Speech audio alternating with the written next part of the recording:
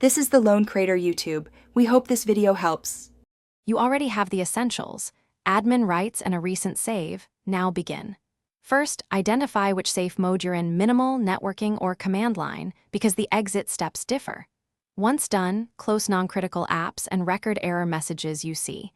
If you used a boot menu, make a note of the key sequence used. Reconnect detached peripherals. This avoids repeated boot loops and preserves data. It also lets you choose the correct normal boot option when you restart the system. Next, change the boot configuration to allow normal startup. For Windows, open msconfig, uncheck Safe Boot, and set Normal Startup. On Mac OS, remove the Safe Boot flag via System Preferences or restart without holding Shift. On Linux, edit Grub to remove recovery targets. Then re-enable critical drivers and services, graphics, network, and input, so the system has what it needs. Apply changes and save. This prevents re-entering safe mode. Because the system, finally, restart the computer normally and verify full desktop load. Check Device Manager or System Logs for lingering faults.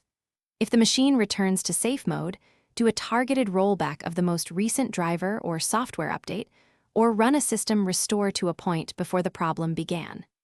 If that fails, boot back into safe mode and gather log files and error codes to guide repair. One key troubleshooting tip: read the boot log timestamps to identify which driver or service failed during normal initialization.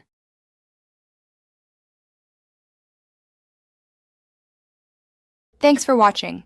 Consider subscribing if we helped you.